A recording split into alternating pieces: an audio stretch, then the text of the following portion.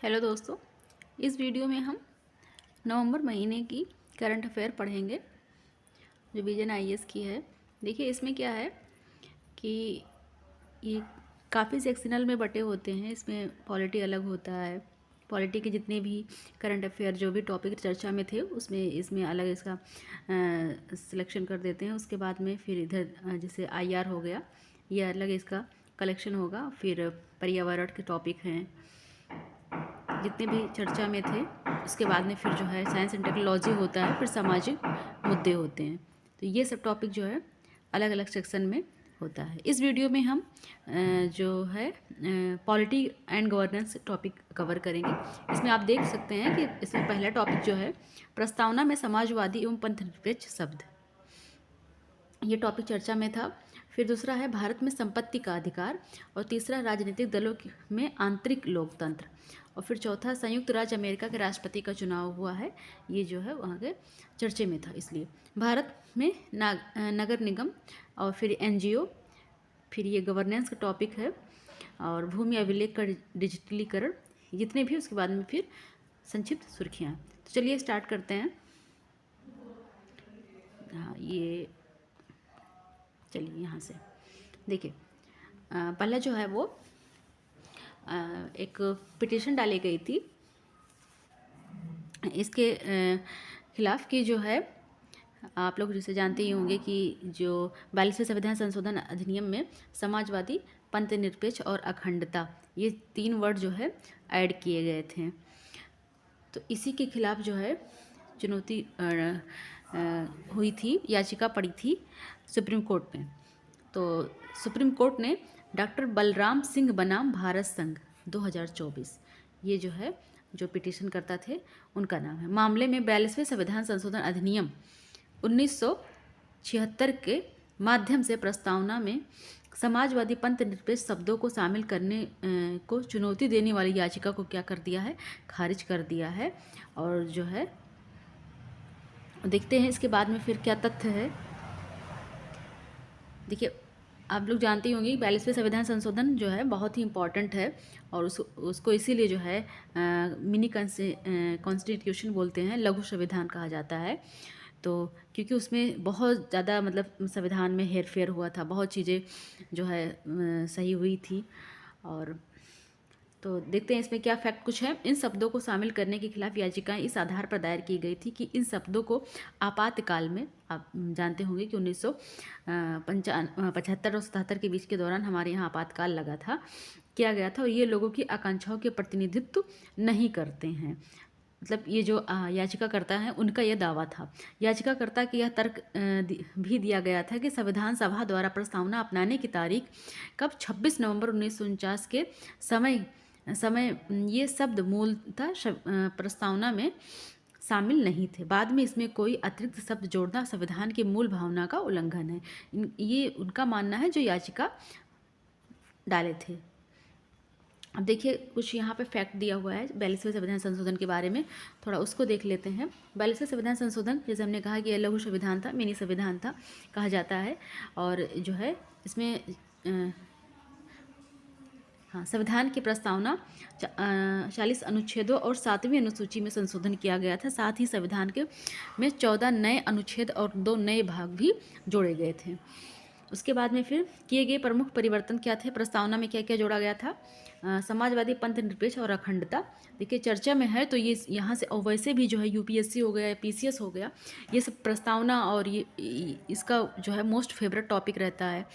यहाँ से क्वेश्चन आते ही आते हैं, और अगर इस पर कोई सुप्रीम कोर्ट का वर्डिक्ट आया है तो और इम्पोर्टेंट हो जाता है। तो राष्ट्र की एकता की जगह क्या हो गया था, राष्ट्र की एकता एवं अखंडता शब्द का जो है प्रयोग होने लगा, उस वहाँ पे लिखा गया था। फिर 7वीं अनुसूची में परिवर्तन, निम्नलिखित श्रेणियों में राज्य सूची से समवर्ती सूची में स्थानांतरित कर दिया गया था।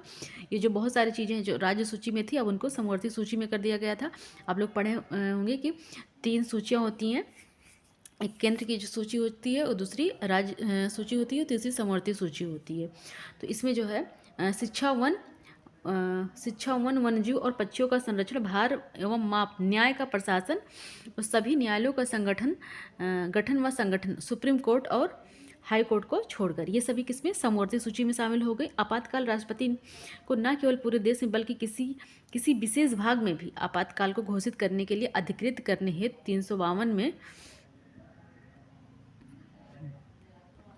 352 में संशोधन किया गया है। फिर नए राज्य के नीति निर्देशक तत्वों को शामिल किया गया। देखिए इतने DPSP जो है ऐड हुए थे। जो है 39वां बच्चों के स्वस्थ विकास के लिए अवसर सुरक्षा करना, और 39 का सामान्य और निःशुल्क विधिक सहायता। फिर 43 का उद्योग प्रबंधन में श्रमिकों कर्मकारों की भूमिका, और 48 पर्यावरण की सुरक्षा सुधार तथा वनों एवं वन्य जीव का संरक्षण। अब देखते हैं यहाँ पे सुप्रीम कोर्ट द्वारा की गई कुछ टिप्पणियाँ क्या हैं। ये जो पूर्व व्यापीता को खारिज किया गया, मतलब जो रेट्रोस्पेक्टिविटी को खारिज किया गया। सुप्रीम कोर्ट ने कहा कि संविधान को अपनाए जाने की तारीख संविधान के अनुच्छेद 368 के तहत संविधान में संशोधन करने की संसद को शक्ति को कम नहीं करता। उसके बाद में 368 के तहत अपनी संविधायी शक्तियाँ का प्रयोग करते हुए इस अनुच्छेद में निर्धारित प्रक्रिया के अनुसार किसी प्रावधान को जोड़ परिवर्तन या निरस्त करके संविधान में संशोधन कर सकती है। न्यायालय ने मानना कि संसद की संविधान संशोधन की शक्ति का विस्तार प्रस्तावना तक भी है। हालांकि संसद की इस शक्ति को मूल ढांचे के उल्लंघन सहित अलग अलग आधारों पर चुनौती दी जा सकती है। फिर देखिए क्या हुआ, समाजवादी और पंथ निरपेक्ष की परिभाषा उन्होंने बताया है। पंथ निरपेक्ष क्या है? राज्य न तो किसी धर्म विशेष का समर्थन करेगा और ना ही अंतःकरण की स्वतंत्रता तथा ना ही नागरिकों द्वारा किसी धर्म विशेष को मानने, आचरण करने और प्रचार करने को दंडित करेगा। इसके अलावा राज्य का अपना कोई राजकीय धर्म नहीं है। ये पंथ निरपेक्ष का मतलब हो गया। केशवानंद भारती मामले में राज्य और SR बॉम्बई बनाम भारत संघ मामले में सुप्रीम कोर्ट ने कहा था कि पंथ निरपेक्ष संविधान के मूल ढांचे का हिस्सा है। और फिर समाजवाद का क्या मतलब होता है? समाजवाद कल्याणकारी राज्य अवसर की समानता सुनिश्चित करने के प्रति राज्य की प्रतिबद्धता को दर्शाता है। संविधान क्या? जीवंत दस्तावेज है। संविधान एक जीवंत दस्तावेज है। समय के साथ भारतीय संविधान को एक जीवंत चरित्र प्रदान करते हुए शब्दों की अपनी व्याख्या विकसित की है। देखिए प्रस्तावना, इसमें संशोधन, थोड़ा सा इसको देख लेते हैं कि कितनी बार प्रस्तावना में संशोधन हुआ है। प्रस्तावना संविधान के दर्शन की झलक देता है। मूलतः भारत को एक संप्रभु लोकतांत्रिक गणराज्य घोषित किया गया है। देखिए बेरूबारी मामला 1960 में, इसका क्या जो फाइनल कंक्लूजन निकला था, इसमें बोला गया था कि प्रस्तावना संविधान का हिस्सा नहीं है। उसके बाद में 1973 में आया था केशवानंद भारती मामला। ये बहुत इंपॉर्टेंट है। उन्होंने कहा था कि प्रस्तावना संविधान का हिस्सा है और इसमें संशोधन किया जा सकता है। उसके बाद में फिर LIC ऑफ इंडिया मामला 1995 में कोर्ट ने फिर से कहा कि प्रस्तावना संविधान का हिस्सा है। ठीक है। उसके बाद में फिर क्या हुआ? हाँ, पंथ निरपेक्षता और समाजवादी के बारे में ये तो ऊपर ही हम लोग देख लिए हैं। चलिए निष्कर्ष में देखते हैं कि क्या है। सुप्रीम कोर्ट मौजूदा निर्णय इस विचार पर जोर देता है कि संवैधानिक मूल्यों ने देश की ज़रूरतों के अनुरूप निरंतर विकास को दर्शाया है। समाजवाद और पंथ निरपेक्ष जैसे विचार अब लोगों द्वारा अच्छी तरह से स्वीकार किए जाते हैं। वे समझते हैं, इसलिए न्याय, स्वतंत्रता, समानता के प्रति निष्ठा, साथ ही सतर्कता, समर्पण और नई चुनौतियों का सामना करने की इच्छा शक्ति हमें असमानता की जलवायु परिवर्तन जैसे समकालीन समस्याओं से निपटने में सक्षम बनाते हैं। तो ये टॉपिक यहाँ पे कंप्लीट होता है। देखिए इसका मेन क्या हमें ध्यान देना है, बस ये मेन इसमें है कि जो है ये डॉक्टर बलराम सिंह बनाम भारत संघ 2024 ये जो है पिटीशन करता था के मामले में जो है क्या किया है, सुप्रीम कोर्ट ने इस जो याचिका दायर किया गया था, सुप्रीम कोर्ट ने उसको खारिज कर दिया है। और याचिकाकर्ता ने ये कहा था कि ये तब लागू किया गया था समाजवादी पंथ निरपेक्ष, अब इसको हटाना चाहिए कि जब आपातकाल था, मतलब देश में असामान्य परिस्थितियाँ थी। लेकिन सुप्रीम कोर्ट ने उसका अपना व्याख्या करते हुए बताया कि नहीं, ये जो है पहले से ही निहित था और ये प्रस्तावना का मूल अंग है। चलिए दूसरा टॉपिक हम देखते हैं, भारत में संपत्ति का अधिकार। देखिए यहाँ पे भी सुप्रीम कोर्ट ने जो है अपना वर्डिक्ट दिया है। हाल ही में प्रॉपर्टी ओनर्स एसोसिएशन बना महाराष्ट्र राज्य ने सुप्रीम कोर्ट की 9 न्यायाधीशों की संविधान पीठ ने एक ऐतिहासिक फैसला सुनाया है। इसमें क्या बताया है कि निजी संपत्ति का अधिग्रहण राज्य करने की राज्य की शक्ति को सीमित किया गया है। जो किसी की प्राइवेट प्रॉपर्टी होती है वो पूरी कंप्लीटली जो है किसी गवर्नमेंट की नहीं हो सकती है, उसको लिमिटेशन लगाया है। किसने? सुप्रीम कोर्ट ने बताया है। और उन्होंने आगे एक्सप्लेन किया है कि इस निर्णय ने कर्नाटक राज्य, तथ्य क्या है इसमें, कर्नाटक राज्य बनाम रंगनाथ रेड्डी 1978 और संजीव कोक मैन्युफैक्चरिंग कंपनी बनाम भारत कोकिंग कोल लिमिटेड और अन्य वाद 1983 में दिए गए फैसले को खारिज कर दिया गया है। इन मामलों में यह निर्णय दिया गया था कि निजी संपत्तियों को सामुदायिक संसाधन माना जा सकता है। अगर किसी भी इंडिविजुअल की प्रॉपर्टी है तो वो एक समुदाय यानी कम्युनिटी का रिसोर्सेस माना जा सकता है। यह बदलाव भारत के संपत्ति के अधिकारों की कानूनी समझ में एक महत्वपूर्ण विकास को दर्शाता है। अब देखिए क्या हुआ है कि संपत्ति के अधिकार का विकास। मूल स्थिति प्रारंभ में संपत्ति के अधिकार और अधिग्रहण की स्थिति में मुआवजे को संविधान के अनुच्छेद 19(1)(f) और 31 के तहत मूल अधिकार के रूप में संरक्षित किया गया था। ये मूल संविधान की बात हो रही है। उसके बाद में फिर क्या हुआ? 25वां संविधान संशोधन हुआ 1971 में। इसके द्वारा संविधान में अनुच्छेद 31C को शामिल किया गया। 31C ने उन कानूनों को संरक्षण प्रदान किया जो राज्य के नीति निर्देशक तत्व विशेष रूप से 39B और 39C को अमल में लाने के लिए बनाए गए हैं। इन कानूनों को मूल अधिकारों का उल्लंघन करने के आधार पर चुनौती नहीं दी जा सकती क्योंकि ये नहीं कहा जा सकता कि अगर ये मूल अधिकार हैं, और जिनमें अनुच्छेद 14 और 19 के तहत प्रदत्त अधिकार जो है वो भी शामिल हैं। फिर क्या है? संपत्ति के अधिकार की वर्तमान स्थिति 1978 में 44वें संविधान संशोधन द्वारा संपत्ति के अधिकार को मूल अधिकार से क्या कर दिया गया? हटा दिया गया, और इसे जो है अनुच्छेद 301 के अंतर्गत एक संवैधानिक अधिकार बना दिया गया। साधारण भाषा में अब संपत्ति का अधिकार मूल अधिकार नहीं है, अपितु एक क्या है? संवैधानिक अधिकार है। पहले ये क्या था? मूल अधिकार था। उसके बाद में इसमें 25वां संविधान संशोधन हुआ और उसके बाद में इसको मूल अधिकार से हटा के एक संवैधानिक अधिकार बना दिया गया।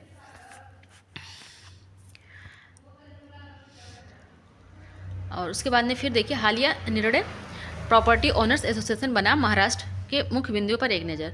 39B का दायरा। 39B यह कहता है कि निजी संपत्ति को अनुच्छेद 39B के तहत स्वतः समुदाय के संसाधन के रूप में वर्गीकृत नहीं किया जा सकता। न्यायालय ने यह भी स्पष्ट किया कि निजी संपत्ति सभी निजी स्वामित्व वाले संसाधन को समुदाय का भौतिक संसाधन नहीं माना जा सकता।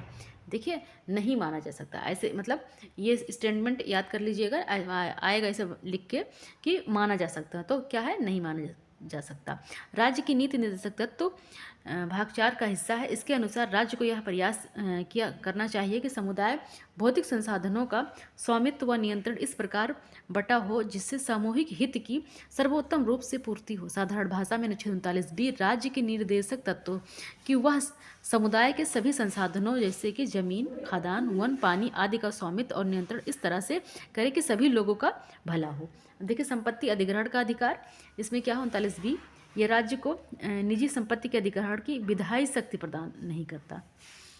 फिर क्या है? सुप्रीम कोर्ट ने स्पष्ट किया है कि भूमि अधिग्रहण करने की संप्रभु शक्ति और 7वीं अनुसूची 3 की परिशिष्ट 42वें से प्राप्त होता है। फिर उसके बाद में क्या है?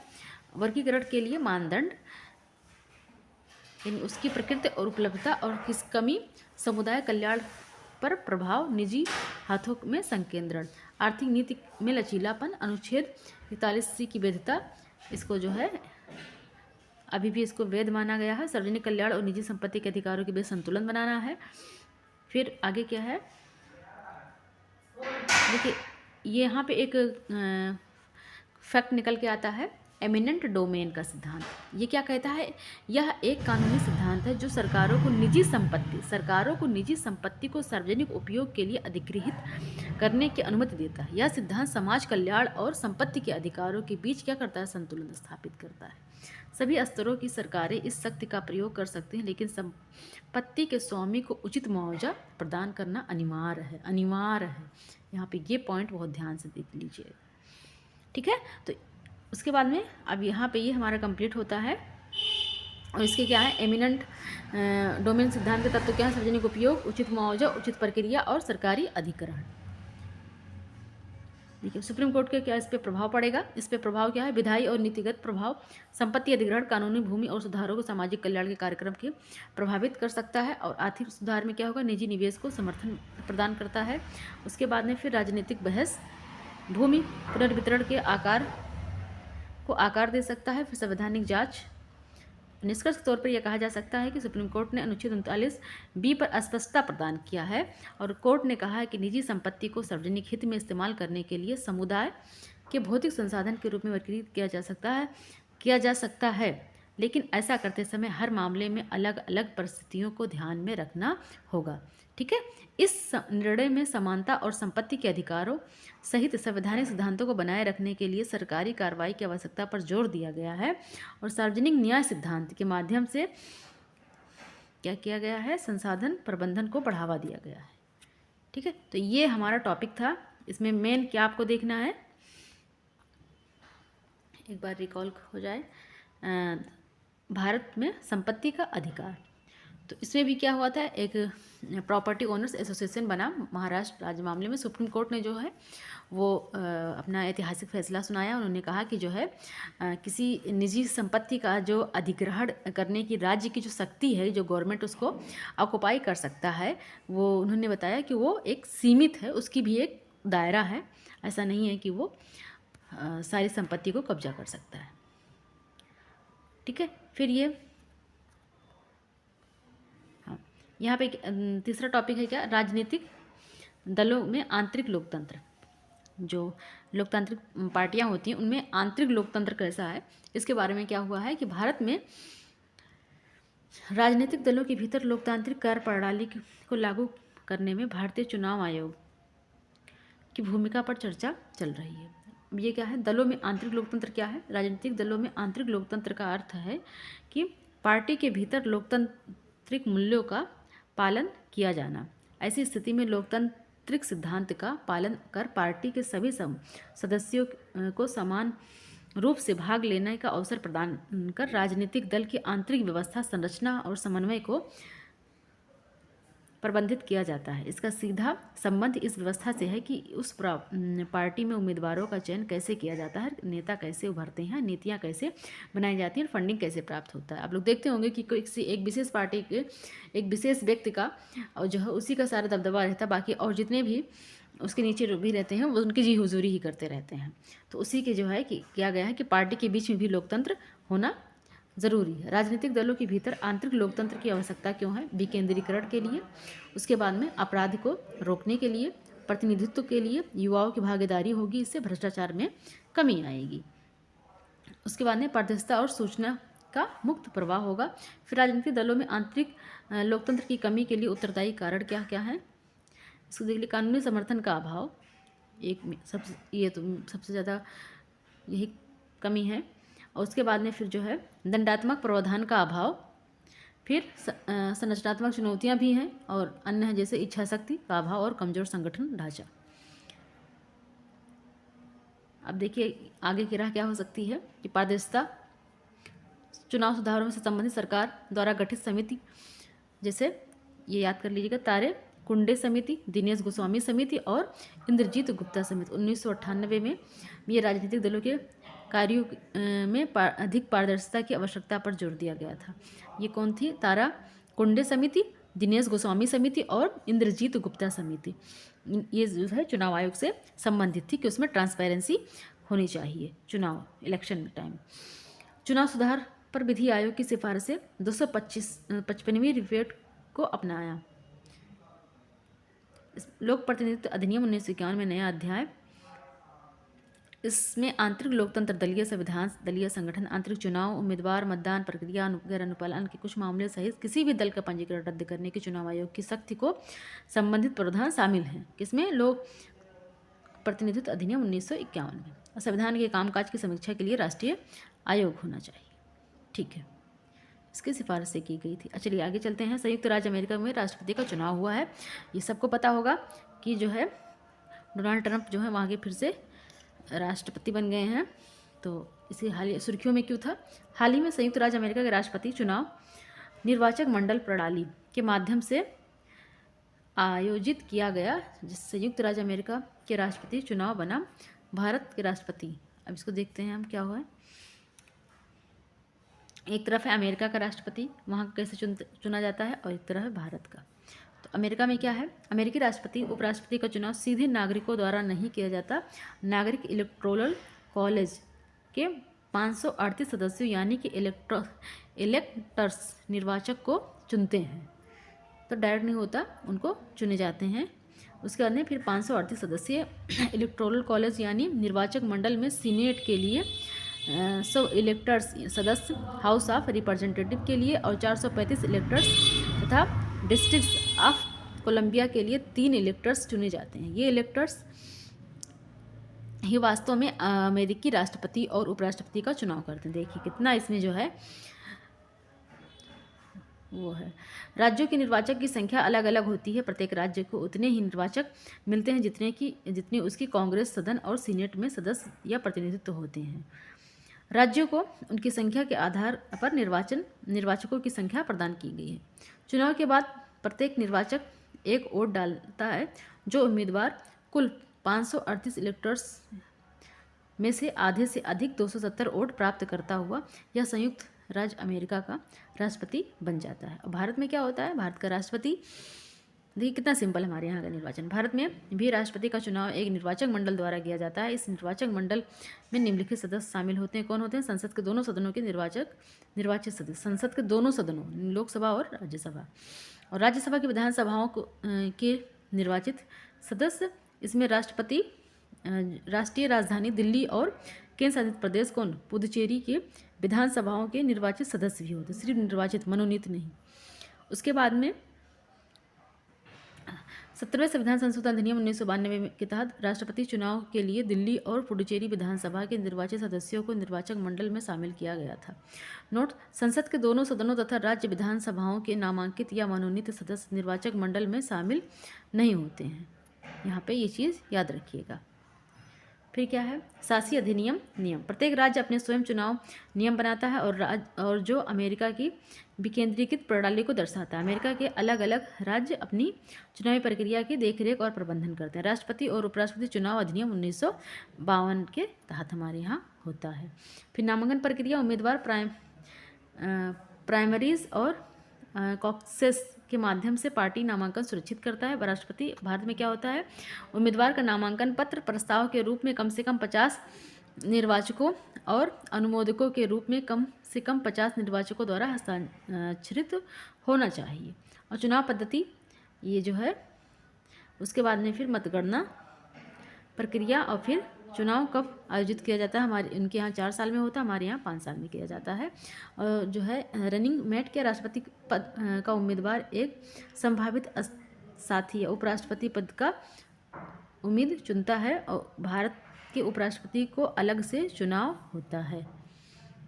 उसके बाद में फिर क्या हुआ है कि हाल ही में जो है RBI ने नगर निगम के राजस्व सृजन के अपने स्रोत, अवसर और चुनौतियों की रिपोर्ट जारी की है। किसने किया है? ये RBI ने किया है। ये याद रखिएगा, क्योंकि जब ये पूछा जाएगा तो ऐसे लगेगा कि हाँ जो है ये स्थानीय स्वशासन से संबंधित होगा, लेकिन नहीं, ये RBI रिपोर्ट जारी की है। अब देखिए कुछ फैक्ट देख लेते हैं कि भारत के 40 करोड़ से अधिक लोग कहाँ पे रहते हैं? शहरों में रहते हैं, जो 2050 में 80 करोड़ से अधिक होने का अनुमान है। हालांकि शहर देश के केवल कितने परसेंट है? 3% भू क्षेत्र को कवर करते हैं, फिर भी वे देश के सकल घरेलू उत्पाद में 60% से अधिक योगदान देते हैं। ये फैक्ट मेंस में लिखने वाला है, अच्छा फैक्ट है। और आजकल देख रहे हैं कि कितना ज़्यादा नगरीकरण बढ़ता जा रहा है, शहरीकरण होता जा रहा है, तो उसमें ये चीज़ें है कि मात्र कितना 3% भूभाग पर 60%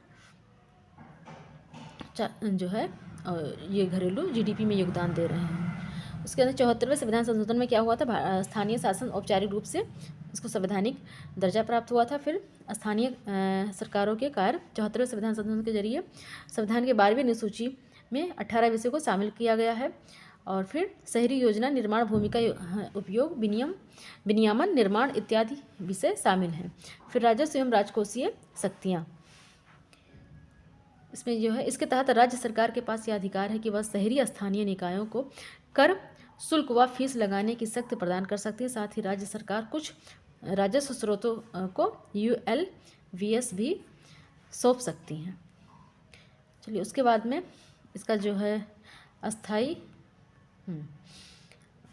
शहरी स्थानीय निकाय के राजस्व का स्रोत क्या क्या है, इसके हैं कर राजस्व, संपत्ति कर, जल उपयोग कर, गैर राजस्व में क्या है उपयोगिता करता शुल्क, विकास शुल्क और अन्य जैसे लीज या हो गया, और सौंपे गए साझा राजस्व, मनोरंजन, व्यावसायिक कर आदि। मनोरंजन GST में शामिल कर लिया गया है, लेकिन स्थानीय निकायों द्वारा आरोपित मनोरंजन को GST से बाहर रखा गया है। नेक्स्ट है अनुदान सहायता। केंद्रीय और राज्य वित्त आयोग की सिफारिशों के आधार पर हस्तांतरण जो है स्वच्छ भारत मिशन व अमृत जैसे कार्यक्रम के तहत अनुदान दिया जाता है। और उधारी क्या है, राज्य संबंधित राज्य, केंद्र सरकार और बैंक आदि से ऋण ले सकता है।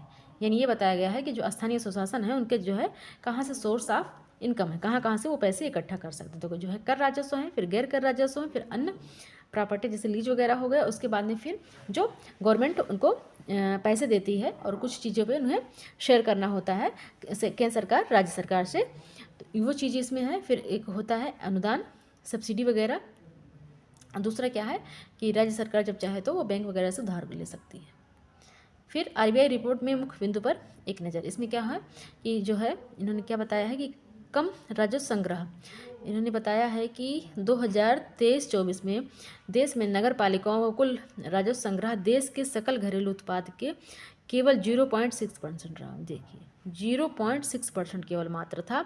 इसकी तुलना में केंद्र सरकार का राजस्व संग्रह 9.2% और राज्य सरकारों का कितना था, 14.6% था। इसमें शहरी विकास के लिए फंड की कमी हो रही है। मतलब जो केंद्र सरकार के पास है पूरा सकल घरेलू उत्पाद वो कितना है, 9.2% है। राज्य सरकार में कितना है, 14% है। और जो स्थानीय सरकार के पास है, नगर पालिका के राजस्व जो है वो कितना है, मात्र 0.6%, मतलब 1% भी नहीं उनका सकल घरेलू उत्पाद है। और नगर निगम की आय कर राजस्व का हिस्सा कितना है, 30% है। जो कर राजस्व है इनका 30% है। इसके बाद अनुदान, अंशदान और सब्सिडी 24.9% तथा शुल्क व एवं उपयोगिता शुल्क 20% का स्थान आता है। अब इसके अलावा कैग की रिपोर्ट के अनुसार 18 राज्यों में नगर निगम अपनी संपत्ति कर मांग का केवल 56% ही वसूल पाती है। मतलब केवल 56% पे ही कर वसूल पाती है। उसके अंदर केंद्र और संबंधित राज्य में वित्त पोषण पर अधिक निर्भरता होती है। जो भी होते हैं वो केंद्र सरकार या राज्य सरकार पर पैसे के लिए निर्भर होते हैं।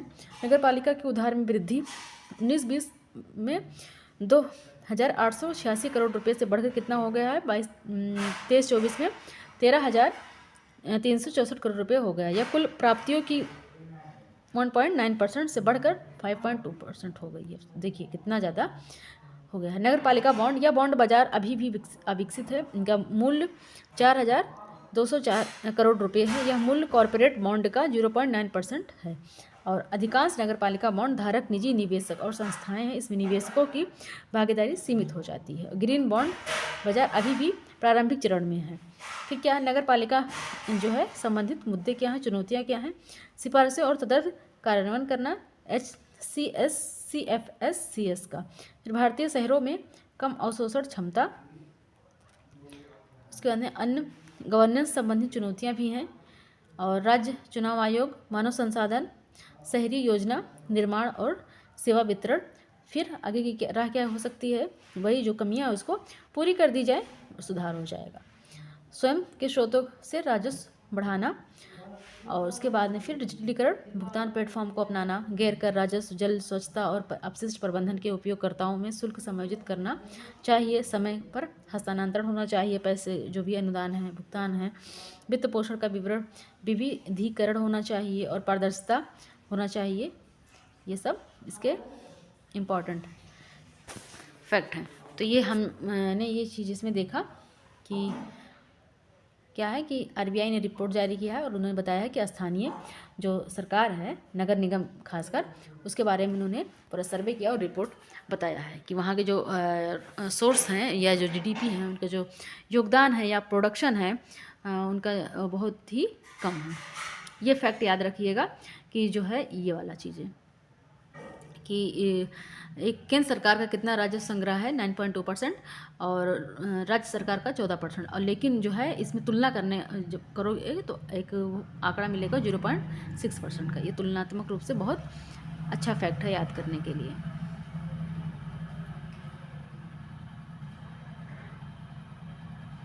नेक्स्ट है क्या, गैर सरकारी संगठन। इसमें क्या है, गृह मंत्रालय ने विदेशी अंशदान विनियमन अधिनियम 2010 के तहत पंजीकृत सभी गैर सरकारी संगठनों को अपने प्रमुख पदाधिकारियों और सदस्यों में किसी भी बदलाव की सूचना देने का निर्देश दिया है। मतलब क्या है कि सुर्खियों में इसलिए था क्योंकि जो गृह मंत्रालय ने विदेशी अंशदान विनियमन अधिनियम 2010 के तहत पंजीकृत सभी एनजीओ को अपने प्रमुख अधिकारियों के सदस्यों में किसी भी बदलाव की सूचना देने का निर्देश दिया। उन्होंने कहा अगर बदलाव करना है तो हमें सूचित करना होगा।